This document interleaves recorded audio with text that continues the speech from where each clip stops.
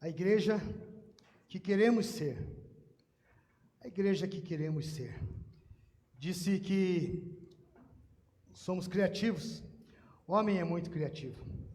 Ministérios, líderes de ministérios, pastores são tão criativos. Existem grandes equipes, gente empenhada, e hoje a mídia ajuda muito, te ajuda inclusive a conhecer sobre isso, né? A ouvir sobre isso. É uma das ferramentas aí que alguns dizem ferramenta, eu não sei se é de fato uma ferramenta, né? Algo que saiu para os pastores, né? E aí dizer assim, para facilitar a vida dos pastores, um aplicativo que ajuda a preparar o sermão, né? Tá bom, então, né? Aí primeiro se pede para o aplicativo prepara o sermão, daí depois você pede para o Espírito Santo te dar aquilo que o aplicativo te deu, né? Então é assim um tanto quanto, né? Para quando você depende única e exclusivamente do Espírito Santo de Deus. Porque pregação da palavra, porque reflexão da palavra de Deus, porque momento com Deus, com o extraordinário, com o Todo-Poderoso. É difícil você lançar, né, para um aplicativo. Pode ser uma ferramenta, pode ajudar alguns, tantos, mas há muita criatividade, né? Quando pensamos, né, na igreja, né, eu paro ali na frente com o carro às vezes e fico olhando como a igreja poderia ser, né? As mudanças que nós poderíamos ter na fachada da igreja. Desde que eu cheguei aqui já mencionei isso, né? Quantas mudanças, quantas coisas podem acontecer para que essa igreja seja de repente a igreja que nós queremos idealizar, queremos pensar que ela deva ser. Mas existe algo muito maior e que o Senhor usa muito mais, que não são as paredes, ou não é esta estrutura em si, mas como nós somos, como igreja do Senhor. A igreja que nós somos, né? A igreja que você é, a morada, a habitação do Espírito Santo de Deus. E queridos, meditando então, refletindo sobre esse tema, pensando sobre isso, a igreja que queremos ser, existem alguns estudiosos que dizem que existe um patamar de crescimento para igrejas questionável, porque vamos ter aí igrejas com 3, 5, 8 mil membros, né? E continuam crescendo, tudo certo, mas estudiosos dizem que ela tem um tempo de alta, sobe, e chega um momento, ela corre o risco de fazer isso, começar uma curva assim, uma curvatura, e nesse momento o conselho, a liderança precisa estar atento, sobretudo de joelhos no chão, para que esse momento de curva se desfaça e ela continue, mas ele vai acontecer de novo, logo mais acima, e sempre será algo que a igreja irá experimentar. Sabe aquela coisa assim, de repente ela começar a curvar, e se a gente descuidar, ela pode mesmo voltar a uma estaca. Pensando sobre isso, nós chegamos a esse tema geral do mês, a igreja que nós queremos ser.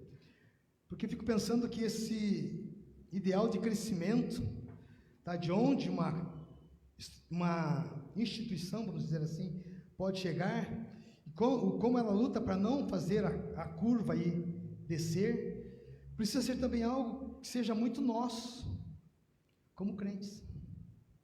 Porque também nós experimentamos momentos assim, de crescimento espiritual, de vida com Deus, de momento de oração, de joelho no chão, de busca, de dependência, de clamor, de choro, de busca total de Deus na nossa vida, e nós vamos vivendo exatamente isso, mas chega aquele momento onde você diz, agora sim, e nesse momento do agora sim, você começa a experimentar algo, e pode descer muito. Sabe aqueles momentos onde você diz assim, olha, estou meio que sem vontade de nada. Está orando? Está lendo a Bíblia? Vai à igreja? De vez em quando. Sabe quando você sente que a curva aconteceu? Então nós precisamos também, queridos, tomar cuidado com isso, com essa curvatura. e buscar esse crescimento em uma vida com Deus e cuidar de como nós estamos espiritualmente. Porque existem tantas coisas no nosso dia, tantas responsabilidades, nós estamos envolvidos com muitas coisas. Eu repito isso dominicalmente, que é tão difícil viver por conta de quantas coisas nós temos para fazer, para tentar fazer, quantas coisas nós queremos fazer. Não sei se você é como eu, que chega em casa à tarde, muitas noites de frustração, porque eu percebo que das 5 coisas que eu listei para correr durante o dia, 3, não cheguei nem perto, sabe? Porque as distrações entre uma coisa e outra, o tempo que vai consumindo você e como você vai experimentando a vida, mas e a vida espiritual? Como você tem investido, como você tem buscado a Deus para cuidar da sua vida espiritual, sobre a igreja que você é, sobre a igreja que você quer ser, que você pode ser, se pensarmos em termos no coletivo, a igreja que nós queremos ser. Quem nós queremos ser como igreja? E nessa noite nosso tema então, à luz de Lucas capítulo 3, de 1 a 14, você pode abrir a sua Bíblia. Nessa noite eu quero usar a versão, a NVI. Aí o pessoal da projeção pode ajudar aqui, a NVI. Mas o nosso tema nessa noite, nós queremos ser uma igreja fiel à pregação da palavra. A gente cuidar, tomarmos o cuidado para não ficarmos inventando coisas. Para você não ser um crente que inventa um monte de coisa, porque Jesus ele é muito simples. Jesus, ele era simprão, não tinha muito esquema para andar com Jesus, tinha, tanto que ele ia onde estavam os leprosos, onde prostitutas, onde pobres, onde pescadores, e de repente um ou outro com tanto conhecimento se aproximava, e alguns do conhecimento se aproximaram à noite, procuraram Jesus à noite, para não serem aqueles que eram vistos andando com Jesus. Mas andar com Jesus, nós não podemos complicar isso. Lucas capítulo 3, verso 1: no 15º ano do reinado de Tibério César, quando Pôncio Pilatos era governador da Judéia, Herodes, tetrarca da Galileia, seu irmão Filipe, tetrarca da Itureia, e Tracônites, Elisânias, tetrarca de Abilene, Anás e Caifás, exerciam o sumo sacerdócio. Foi nesse ano que veio a palavra do Senhor a João, filho de Zacarias, no deserto. Alguns momentos a palavra do Senhor virá para você, você não vai estar numa boa, você vai estar no deserto. Porque esse é o contexto de João, ele está no deserto literalmente. Ele percorreu toda a região próxima ao Jordão, pregando um batismo de arrependimento para o perdão dos pecados, como está escrito no livro das palavras de Isaías, o profeta: voz do que clama no deserto, preparem um caminho para o Senhor, façam veredas retas para ele. Todo vale será aterrado e todas as montanhas e colinas niveladas. As estradas tortuosas serão endireitadas e os caminhos acidentados aplanados. E toda a humanidade verá a salvação de Deus. João dizia às multidões que saíam para serem batizados por ele: raça de víboras, quem lhes deu a ideia de fugir da ira que se aproxima? Deem frutos que mostrem o arrependimento, e não comecem a dizer a si mesmos: Abraão é nosso pai, pois eu lhes digo que destas pedras Deus pode fazer surgir filhos a Abraão. O machado já está posto à raiz das árvores, e toda árvore que não der bom fruto será cortada e lançada ao fogo. O que devemos fazer então? Perguntavam as multidões. Olha a pergunta que chegou para João. Você está falando tudo isso, e o que é que nós devemos fazer? E João responde para a multidão: Quem tem 2 túnicas, reparta-as com quem não tem nenhuma, e quem tem comida, faça o mesmo. Alguns publicanos também vieram para serem batizados. Eles perguntaram: Mestre, o que devemos fazer? Ele respondeu: não cobrem nada além do que lhes foi estipulado. Então alguns soldados lhe perguntaram: e nós, o que devemos fazer? Ele respondeu: não pratiquem extorsão, nem acusem ninguém falsamente. Contentem-se com o seu salário. Esses versos no Evangelho de Lucas. Feche seus olhos, vamos orar mais uma vez. Senhor, a tua palavra, Pai, está aberta. Nós precisamos, Pai. Eu preciso.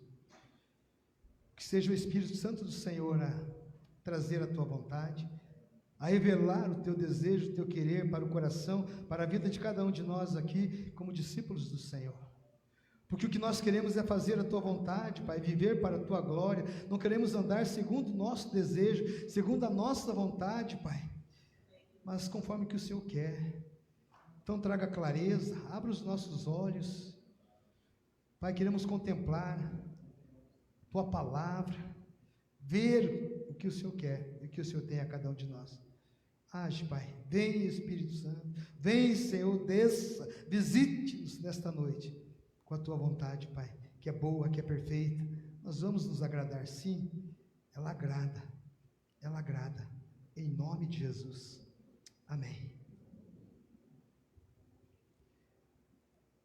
Nós temos problemas, queridos, e a maioria dos nossos problemas tem a ver com os nossos limites. Os nossos limites, porque nós somos muitas vezes aqueles que se sentem como Deus, ilimitados, né? Que não, gente, um ser para os quais não há limites. E nós vamos então na nossa força, do nosso jeito, e nos lançamos em muitas áreas, em muitas situações da nossa vida, mas chega um momento onde nós nos deparamos com o nosso limite. Não dá mais, não aguento mais. E aí nós começamos a repensar, a reorganizar, a refazer, quem sabe, a rota, né? Porque chegamos no nosso limite. E muitas vezes nós chegamos rapidamente ao nosso limite, porque há um propósito sobre algo que nós idealizamos, sobre algo que nós planejamos, dizemos, é lá que eu quero chegar, então eu vou correr, vou me lançar aqui, eu vou lutar, eu vou batalhar para que isso aconteça, e é para lá que eu vou, porque eu tenho um propósito, quero chegar.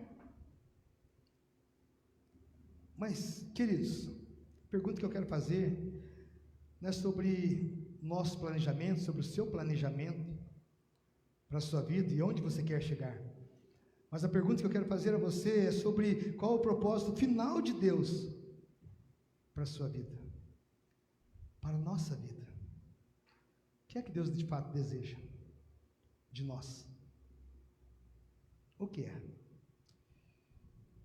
Se você pensa, não, que eu faça muitas boas obras, para quê? Para ser salvo, mas não é pelas obras, não precisa, ao menos tantas. Né? Você diz, não, porque Deus diz que eu tenho que ser bom. Não basta também só isso. Para que ou para quem ser bom? Porque no geral, nós fazemos muitas coisas para agradar, e às vezes agradar pessoas que nós nem conhecemos. Qual o propósito final de Deus para a nossa vida?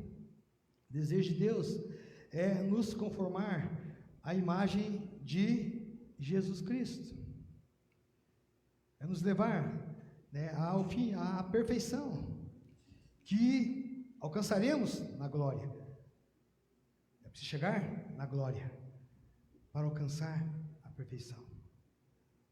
E o desejo de Deus é nos conformar com a imagem de Jesus Cristo. Não vos conformeis com este mundo, mas transformai-vos, renove, perceba, não tome a forma do mundo, não seja como esse mundo, como ele é, como ele se apresenta a você, não viva assim, cuide-se bem.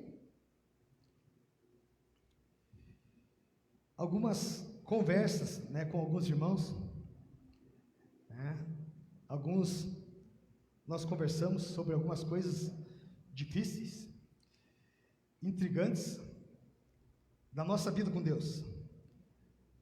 Eu quero, se você não teve essa conversa comigo ainda, né, vou adiantar aqui para você, quem sabe, algumas dessas perguntas intrigantes, porque essas perguntas intrigantes, né, elas têm a ver com o texto do apóstolo Paulo, quando ele escreveu aos Gálatas, no capítulo 1, o verso 6, onde Paulo escreve assim, ele diz assim: admiro-me de que vocês estejam abandonando tão rapidamente aquele que os chamou pela graça de Cristo, para seguirem outro evangelho. E o verso 7 ele escreve que na realidade não é o evangelho. O que ocorre é que algumas pessoas os estão perturbando, querendo perverter o evangelho de Cristo. O que Paulo está dizendo aqui aos Gálatas? Algo que nós já sabemos. E o que é que nós já sabemos? Que existe hoje praticamente um produto falso para tudo ou para todo produto verdadeiro. Para todo produto verdadeiro, existe pelo menos um pirata, né? Um falso, genérico. Né? Existe para tudo o que é verdadeiro, para todo produto, existe um falso. E o Evangelho, queridos, infelizmente, o Evangelho não foge a esta regra. O Evangelho ele não foge a esta regra, assim como há o Evangelho verdadeiro, a boa nova, Cristo, a verdade, que é vida. Assim como há o Evangelho verdadeiro, há também o Evangelho falso, uma versão pirata, vamos dizer assim, do Evangelho. E aí a pergunta que chega para nós é: de que espécie é o Evangelho, o nosso Evangelho? Falso ou verdadeiro? Como é que eu fico sabendo isso? Comece a encarar e a responder algumas perguntas, porque quando o apóstolo Paulo, ele escreve aqui a igreja da Galácia, ele identificou o que ele chamou aqui de outro evangelho. Ao que parece, a igreja estava vivendo o evangelho que não era o evangelho verdadeiro de Jesus Cristo.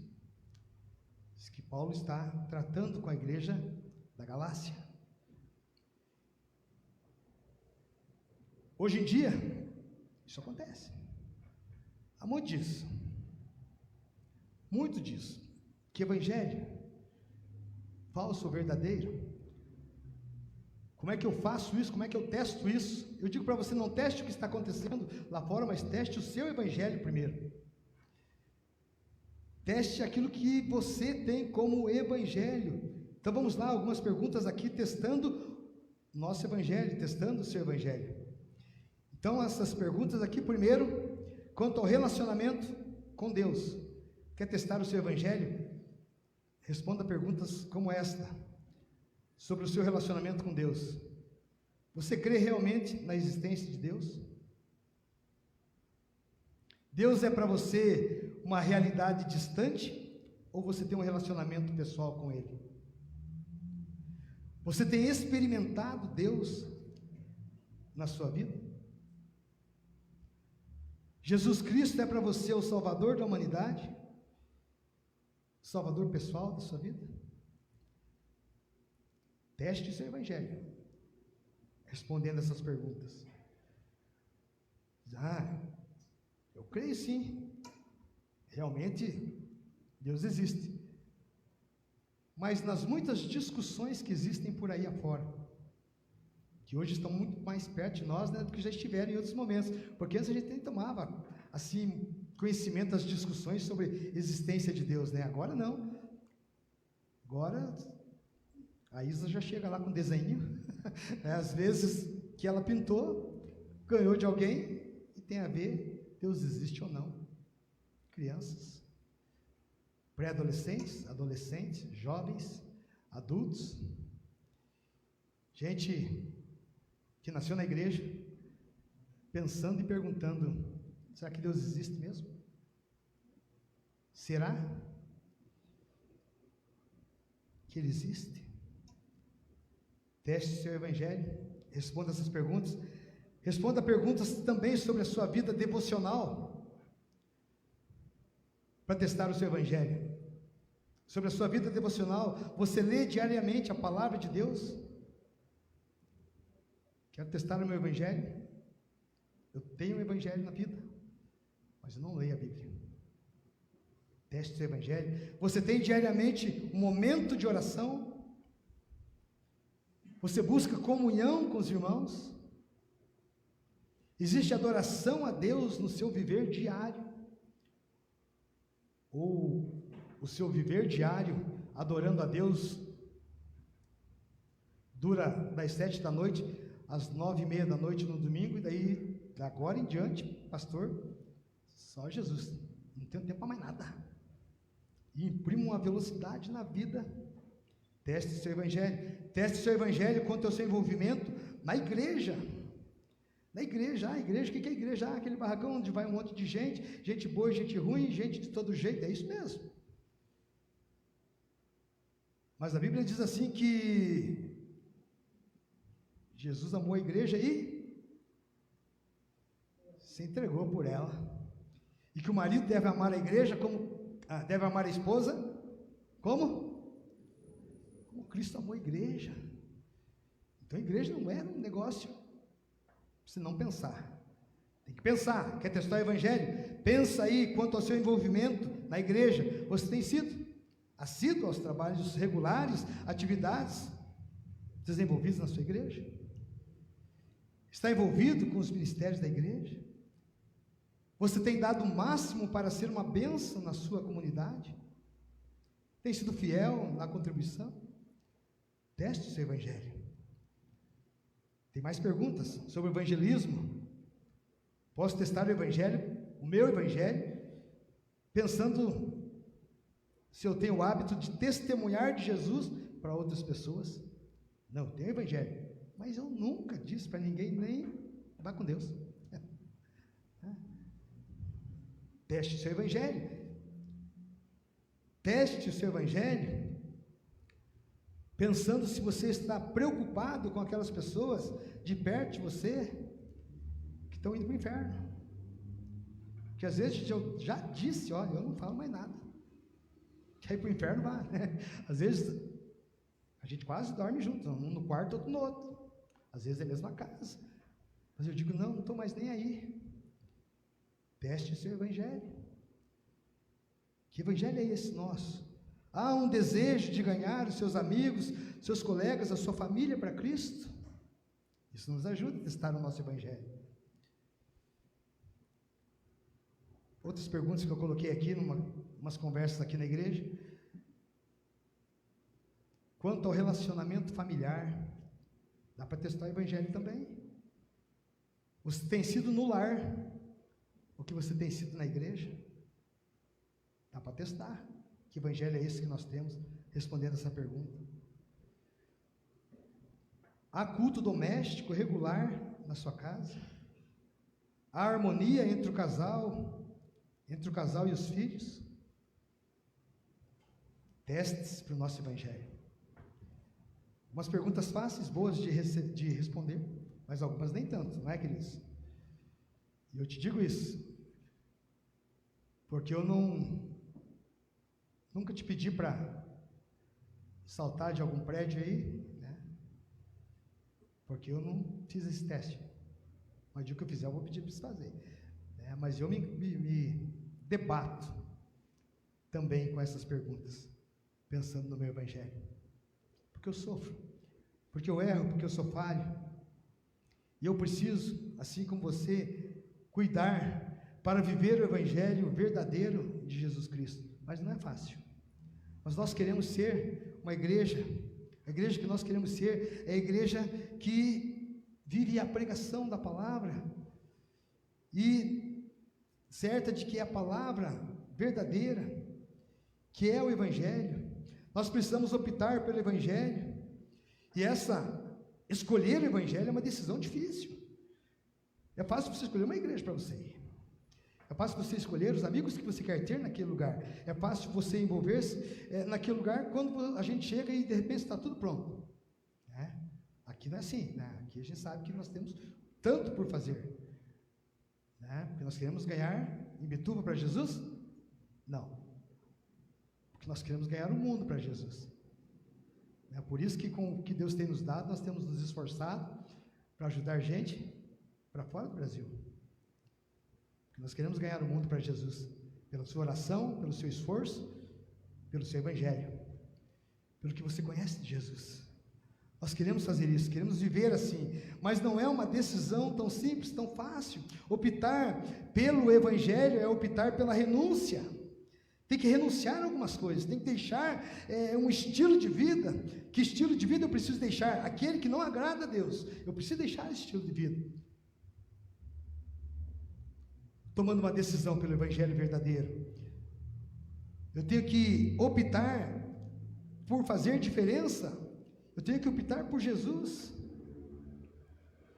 À luz, queridos, desse texto que nós lemos aqui de Lucas, onde João, ele está iniciando o seu ministério, e o ministério dele é um ministério precursor. Ele prepara o caminho, ele prepara tudo para Jesus, para o Evangelho, para a boa nova, porque quem é a boa nova?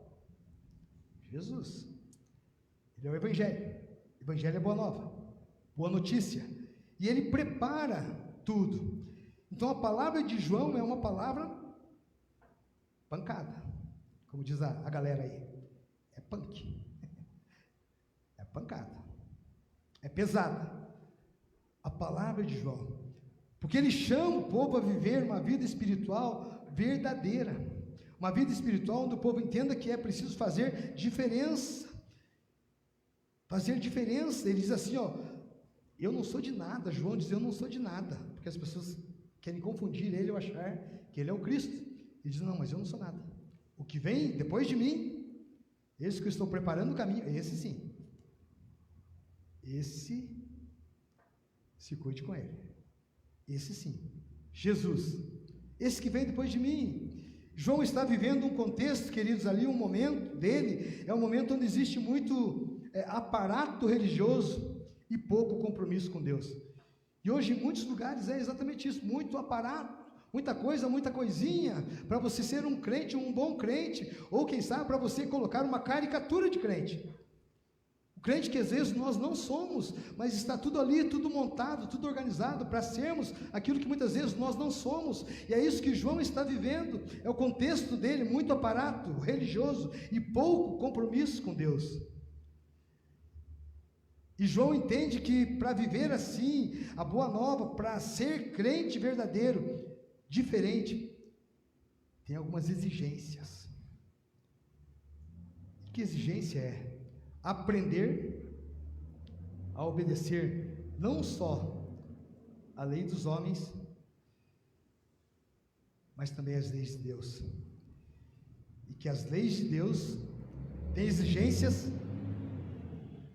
complicadas, radicais. A lei dos homens, por que é que você obedece à lei dos homens? Por quê?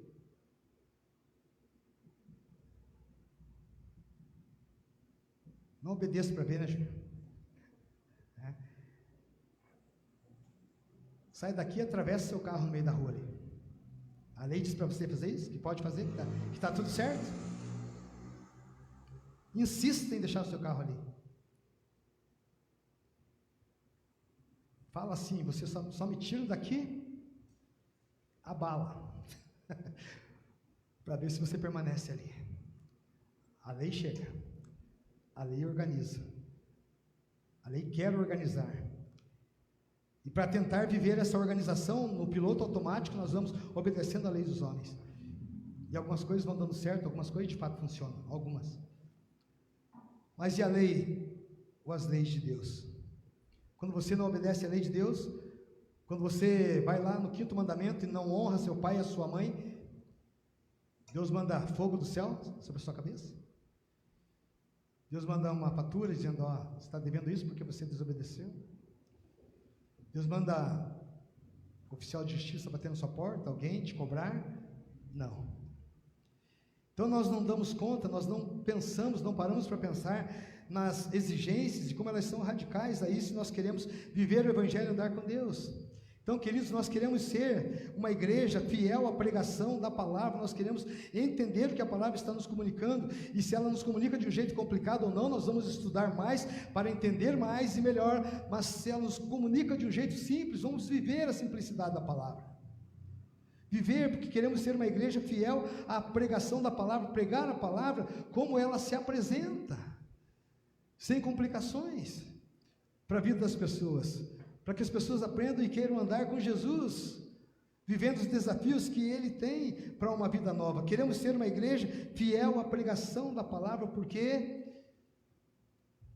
é isso que a igreja precisa ser, é isso que o crente precisa ser. E uma igreja fiel à pregação da palavra experimenta algumas coisas. E a primeira coisa que eu anotei aqui, são 3 coisas que eu quero compartilhar com você, como quase que sempre fazemos, nesses nossos pontos de sermão, e não é nem por ser tão presbiteriano, né? Mas 3 lições aqui. Uma igreja fiel à pregação da palavra, ela experimenta arrependimento sincero e verdadeiro. Uma igreja fiel à pregação da palavra experimenta arrependimento sincero e verdadeiro. O verso 3 do texto que nós lemos: ele percorreu toda a circunvizinhança do Jordão, pregando batismo de arrependimento para a remissão de pecados. Experimenta arrependimento sincero. Quantas conversas nossas, um com o outro, às vezes são só conversas. Às vezes eu até digo assim, eu quero te confessar isso, porque eu não quero que isso me atormente mais. Eu quero repartir com você isso, essa história da minha vida, porque eu não quero mais que isso fique me pressionando. Mas não é só esse compartilhamento, é preciso o arrependimento. E muitas coisas na nossa vida, na vida da igreja, na nossa vida espiritual, tem ficado só no compartilhamento. Até quem diga assim, não, eu já contei para Deus, pronto, Deus já me perdoou. Deus já me perdoou, o Lucas não precisa me perdoar. Deus já me perdoou, o Ziane não precisa me perdoar. Não. Arrependimento sincero, verdadeiro. A palavra de João, queridos, ela vem no momento histórico aqui, para o texto que nós estamos estudando, específico também, porque é um momento onde o poder, daqueles dias, o poder temporal, as autoridades vigentes ali, elas estavam vivendo de um jeito corrompido, estavam corrompidas. O verso 1 traz uma turma aqui no 15º ano do reinado de Tibério César, sendo Pôncio Pilatos governador da Judéia, Herodes tetrarca da Galileia, seu irmão Filipe tetrarca da região da Itureia, Tracônites e Lisânias tetrarca de Abilene. Essa galera aqui estava toda envolvida nas perseguições e nas tramas para tirar a vida de Jesus. Se avança nos textos bíblicos e esse time inteiro está lá. Esse time inteiro. Um poder temporal corrompido. O projeto religioso estava falido. Olha só o verso 2. Sendo sumos sacerdotes Anás e Caifás, veio a palavra de Deus a João, filho de Zacarias, lá no deserto. Mas Anás e Caifás, braços quentes ali, para ir para cima de Jesus. Crucificação, no inquérito, vamos chamar assim, ali nas perguntas para Jesus, naquela conversa para Jesus. O poder religioso estava falido, a palavra de Deus chega para João, João está lá no deserto, e hoje, nos nossos dias, o poder temporal inspira confiança para você? O poder, hoje em dia aí, como está, do jeito que está. Hoje, ontem, depois de ontem, como é isso? Confiamos mais. Não temos esta confiança nesse poder temporal. Os nossos dias é assim. O projeto religioso atual é projeto sincretista, que vive misticamente. E nós precisamos nos voltar para aquilo que Deus diz na sua palavra. Então, uma igreja que nós queremos ser, uma igreja que está atenta àquilo que Deus diz na sua palavra, que preza pela pregação sincera, clara, da palavra de Deus. E a palavra de Deus, ela é impactante. E aqui nessa noite, ela diz assim: arrependa-se, arrependei-vos. Como estão os nossos caminhos? Como nós temos respondido às perguntas que chegam para a nossa vida, quando nós queremos consolidar ou bater o martelo sobre quem nós somos como povo de Deus, sobre quem você é como discípulo de Jesus. Naquele contexto, as pessoas que estavam ali, elas não estavam pensando em se arrepender, porque a pergunta delas era essa: por que se arrepender se nós estamos certos? E tem muita gente dentro dessas igrejas aí, Brasil afora, sentado ouvindo a pregação, e a pregação é: arrependa-se. E a pessoa diz: por que se arrepender se eu estou certo nesse meu jeito? Eu sou assim, nasci assim, vou morrer assim, eu penso assim, ninguém vai mudar o jeito que eu sou.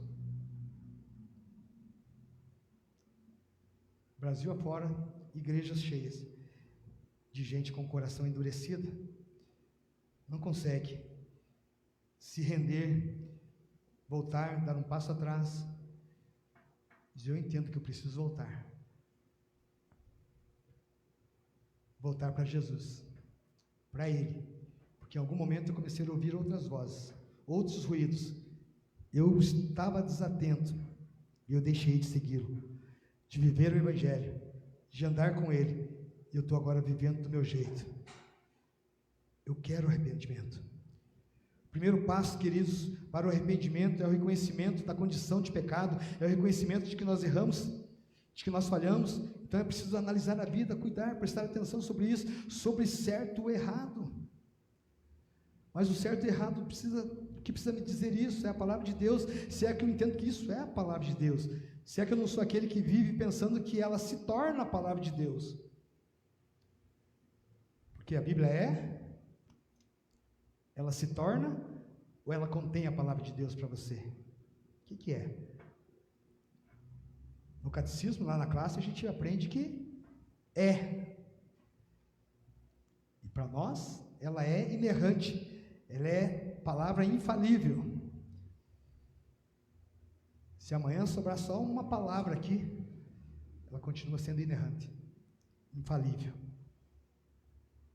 Porque fico pensando quantas palavras Deus precisa para alcançar o nosso coração. Será que Ele precisa da Bíblia inteira para alcançar você? Alguém foi para a presença de Jesus, pedindo que Jesus realizasse um milagre, e a pessoa disse: Senhor, não precisa nem o Senhor ir lá, basta uma palavra, e vai dar tudo certo. Meu irmão, basta uma palavra. Mas a palavra de hoje é arrependimento. Como é que está o nosso coração sobre o cristão que nós somos e como nós estamos olhando para a palavra de Deus? Será que todas as palavras têm encontrado lugar no meu coração? Será que todas as vozes têm feito eco no meu ouvido e eu fico confuso, não sei quem eu sou, não sei para onde eu estou indo? Arrependimento, o que é arrependimento? Arrependimento é a renovação de propósito, que produz mudança de vida. Arrependimento é desejar ser diferente. Arrependimento é mudar o curso da nossa vida. Arrependimento é retificar os caminhos escabrosos, complicados, onde não há obediência concreta, completa.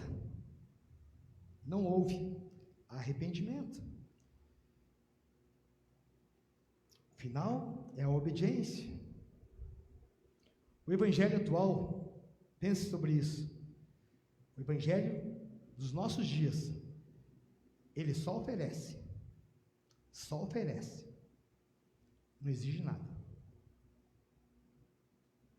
Só oferece. É só oferta. Não exige. Mas há exigências. Exigências difíceis, radicais, que precisamos decidir sobre elas. A igreja hoje, muitas vezes acaba sendo um shopping center. Você pensa que no shopping não tem promoção, mas na igreja acaba tendo promoção de bênçãos. A igreja muitas vezes acaba virando isso, um shopping center de bênçãos.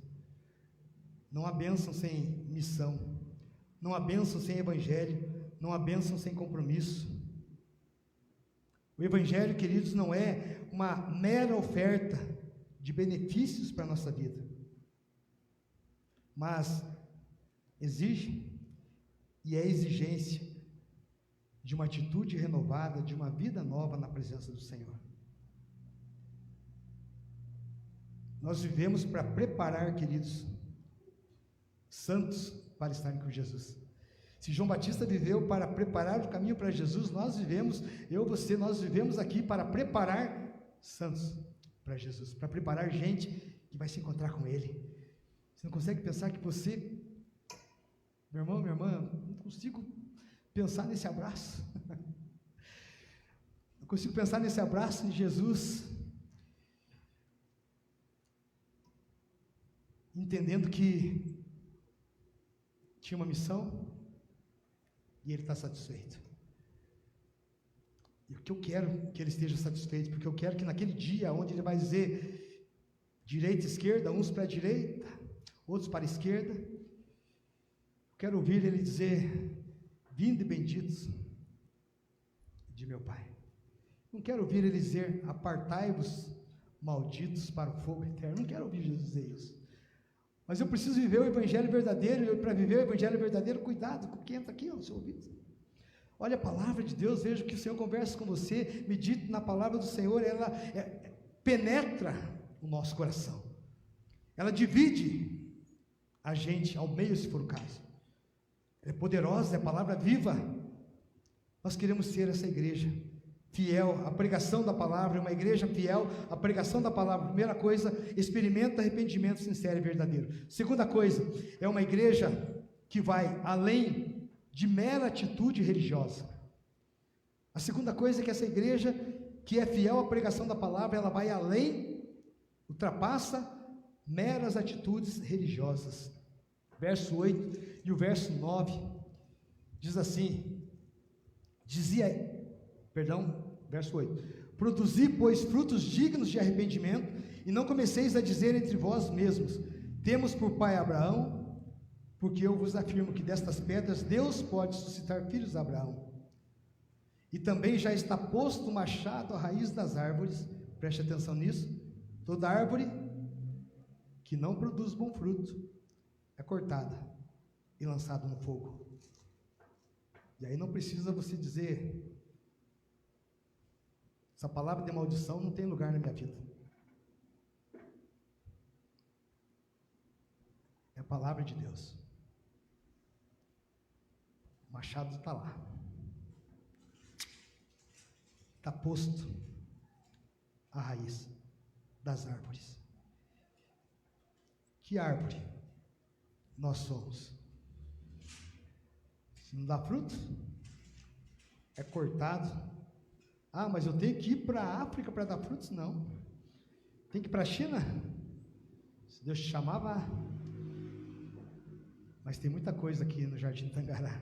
Tem muita coisa por aqui. Mas o machado está lá. O machado já está posto. Então, cuidado com as nossas meras atitudes religiosas. As pessoas estavam muito apegadas ali no contexto de João, onde João está existindo nesse momento. As pessoas estavam ali muito apegadas à religião, à tradição, aquilo que eles estavam vivendo, que as pessoas estavam vivendo, Abraão, isso, eu sou desse, eu sou daquilo, faço isso, faço aquilo. Elas estavam apegadas a isso. A tradição era mais forte do que a palavra de Deus. E João vai derrubar isso, ele quer derrubar isso. As pessoas viviam uma espiritualidade hereditária, Mas o nosso Deus, ele não tem netos, tem filhos.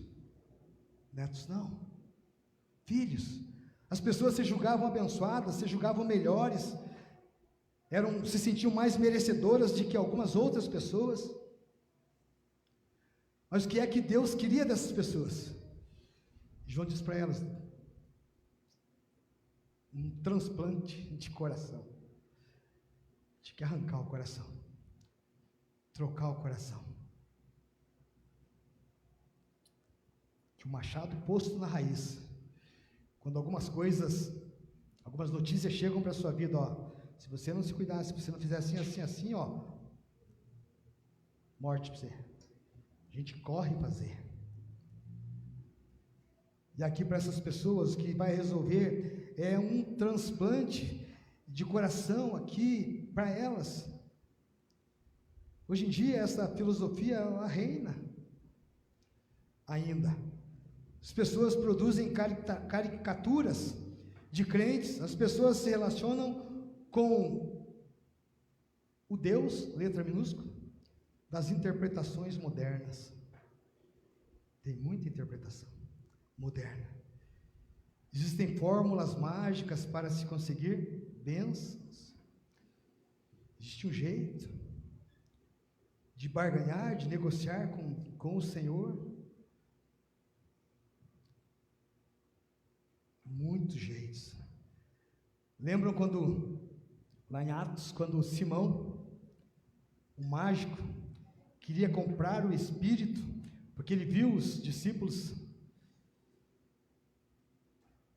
dando o Espírito, estendendo a mão e dando o Espírito para as pessoas. Ele viu isso. O mágico, quando ele viu isso, regalou os olhos e disse: aí dá grana, vou negociar, me vendam, vamos negociar, esse poder aí de vocês, eu quero também. Nesse momento ele é repreendido, convidado a retirar-se daquele meio, daquela convivência, porque ele não era alguém que estava pronto, que estava preparado. Ele disse assim: não, eu já sou convertido, está tudo certo. Ele chegava ali, ficou no meio dos discípulos como um convertido, mas quando ele viu a ação de Deus na vida dos discípulos, ele quis comprar para ele a ação de Deus. E nós não compramos. O Senhor nos visita com a sua bênção, com a sua graça. Ele chama a gente como nós. Porque eu me vejo, apesar de ser muito mau pescador, muito ruim esse negócio, eu me vejo como aqueles pescadores lá, como aqueles discípulos lá, aqueles homens que ele foi lá no barco: vem para cá, pare de fazer o que está fazendo, você vai ser pescador de homens. Às vezes eu sou igual aqueles homens, eu quero desistir da pescaria, eu quero lavar as redes, eu quero guardar tudo, eu quero parar com tudo, eu não aguento mais, eu sou igual a eles. Mas o Senhor chamou eles, e o Senhor te chamou também para viver esse evangelho, não para comprar, quem sabe, o que o Espírito pode fazer e o que você pode possuir do Espírito, o poder do Espírito. Não. Deus quer pessoas que se relacionam com Ele pelo que Ele é, e não simplesmente pelo que Ele fez ou por aquilo que Ele deixou de fazer. Porque tem um monte de gente também que não está se relacionando mais com Deus por coisas que Deus deixou de fazer. Pediu e não recebeu. Se eu pedir e não recebi, Deus não é digno de mim. Então, Deus que se vire sozinho. Não adianta ficar me chamando. Deus não quer uma geração, queridos, de consumidores, mas uma geração de crentes frutíferos. O machado está ali, posto à raiz.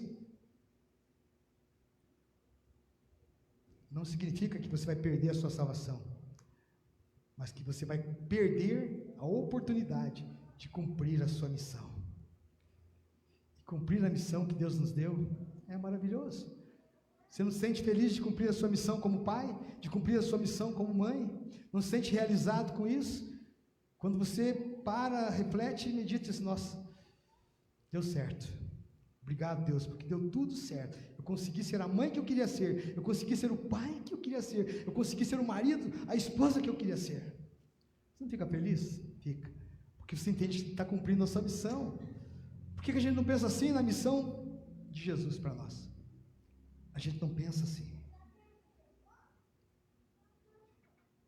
Quem fica, queridos, apenas na aparência, não se envolve, e aí tem uma coisa aqui, acaba sendo substituído por quem não está disposto, porque não está às vezes disposto a pagar o preço. E isso é algo que Jesus mesmo faz, que o Senhor mesmo faz.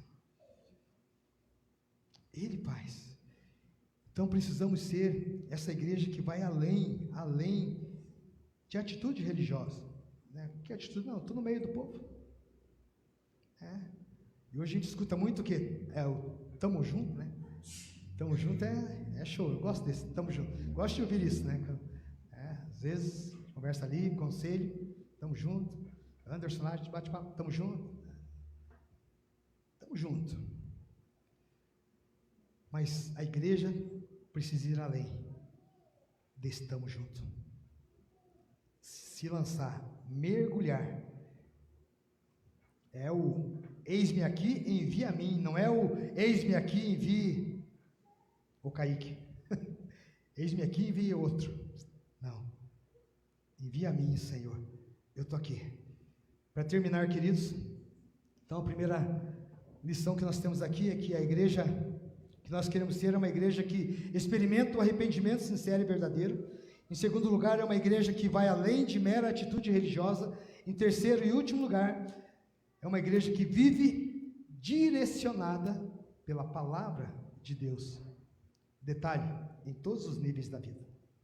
Não tem como eu criar algumas pastas, né, como lá no seu computador, os seus arquivos, colocar algumas coisas e algumas pastas tem tudo a ver com Deus. Não tem como fazer isso.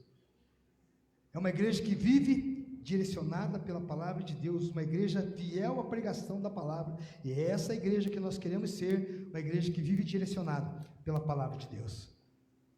Verso 10.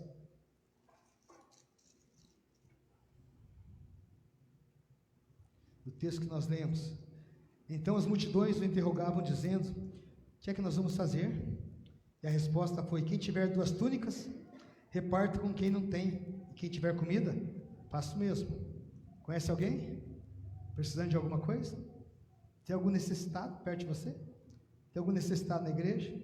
Tem algum necessitado na cidade de Imbituba? Sabe o endereço de alguém?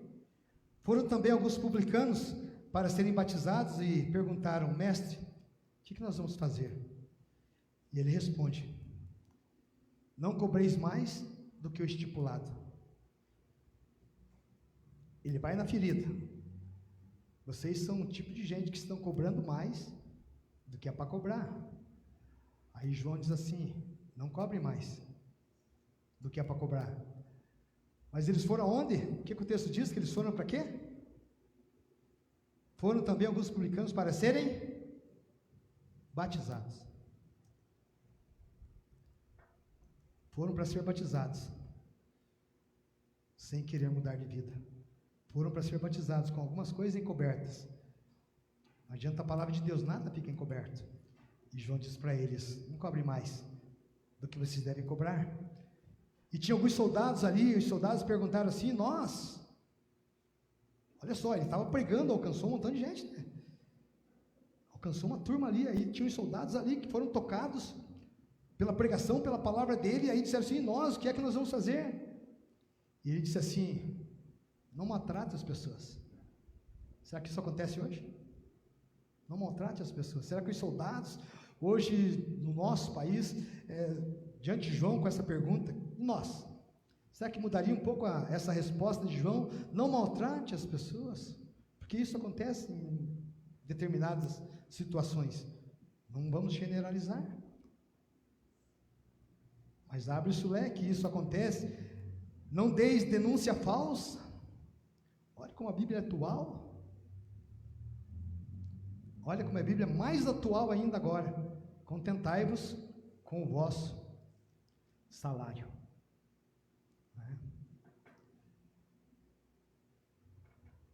Não é para nós que está falando para os soldados, né? Júnior, está falando para os soldados, né? Contentai-vos.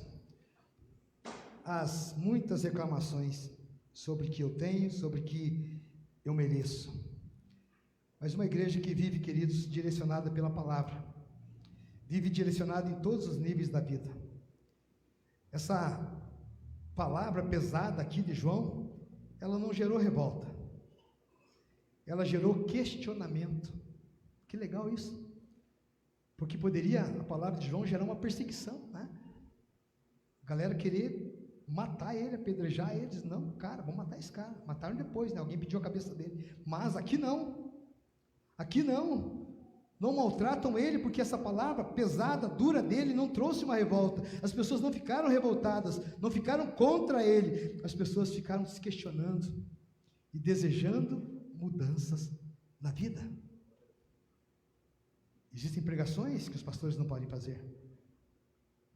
É o risco de no domingo que vem a igreja estar vazia. Existem pregações que não podem ser feitas, porque gera revolta. Mas a palavra pesada, a palavra dura de João, gera questionamento, perguntas. A palavra gera crise. Devido a quê? Devido à não conformação com ela. As pessoas não estavam vivendo conforme a palavra, e a crise que chegou era por causa disso, porque elas não viviam conforme a palavra. Aí a palavra então de João desestabilizou essas pessoas. Mas a palavra, ela desestabiliza para estabilizar. Isso é bênção. Quando você sente, né, a pegada do que Deus falou para você, e você chora diante de Deus e diz, Senhor, eu entendo que isso é para mim. Isso não precisa acontecer aqui, isso pode acontecer lá, você fazendo seu momento devocional, lendo o Salmo 23. Ainda que eu ande pelo vale da sombra da morte, não temerei mal nenhum, porque o Senhor está comigo. Nessa hora você entende a presença do Senhor com você, muda tudo, muda a tua vida. Desestabiliza você entra em crise naquele momento, porque você diz assim, onde é que eu estava, que eu não vi isso antes, mas agora que você viu, estabiliza, porque você vai viver abençoado, pela palavra, pelo Senhor. Uma igreja fiel à pregação da palavra, vive direcionada pela palavra de Deus em todos os níveis da vida. A vida estabilizada, as pessoas, elas se despiram do seu orgulho, e entenderam que elas precisavam mudar. A Bíblia aponta para renúncias, para compromissos específicos, situações concretas. Ela direciona casos e casos, e muitos casos individualmente. Individualmente. Cada um. Homens com quem Deus lidou pessoalmente, face a face. Lidou. Atualmente as pessoas atacam a Bíblia. A Bíblia é um livro retrógrado, ultrapassado, não vale para mais nada. Mas, irmãos, a Bíblia possui uma atualidade sobrenatural, inexplicável. É a palavra de Deus. Se você viver por essa palavra, você verá que diferença isso fará na sua vida. Ela tem princípios eternos que abordam, que norteiam problemas atuais, coisas que nós enfrentamos hoje, coisas que você vive hoje.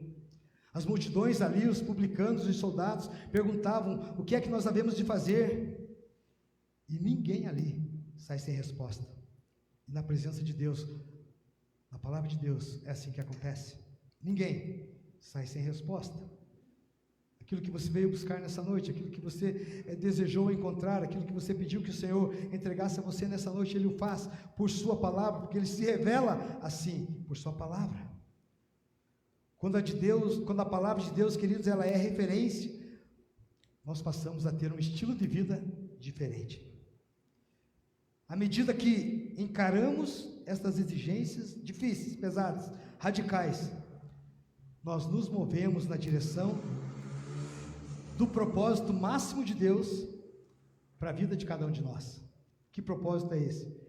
Nos conformar, uma forma, como forma, nos colocar na forma da imagem de Jesus.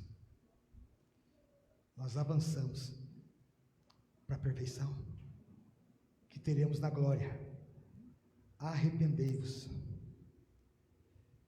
Você já teve que reconhecer algum erro e voltar atrás? Eu quero terminar com essa pergunta. Já teve que reconhecer algum erro e voltar atrás? Isso é importante. Tem a ver com viver o Evangelho de verdade. Hoje em dia nós somos muito bons para arrumar desculpas, para justificar os nossos erros, para encobrir os nossos erros. Não admitimos os nossos erros. A maior dificuldade, queridos, não é admitir os nossos erros. A maior dificuldade que nós temos está em, depois que nós admitimos os erros, as falhas, a maior dificuldade é voltar atrás. É voltar a andar com Jesus. É voltar. E por isso muitos permanecem num caminho destrutivo, destruindo a vida, mesmo conhecendo, mesmo sabendo que estão errados. E às vezes esse erro é por orgulho, só orgulho. Não quer dar o braço a torcer. Essa não precisa ser a nossa história. Essa não precisa ser a sua história. Não. Viva a palavra de Deus. Se você anda conosco, se você quer andar conosco, você esteja disposto a andar assim. Eu quero viver num lugar que preza por essa pregação e por essa palavra. Que a palavra viva. E Hebreus diz que ela penetra ao ponto de dividir alma e espírito, juntas e medulas, que não há nada que não seja manifesto na sua presença, que ela é apta para discernir todos os pensamentos, todos os propósitos, tudo que está na sua mente e no seu coração, ela ajuda você a discernir. Então não tem outro lugar para irmos.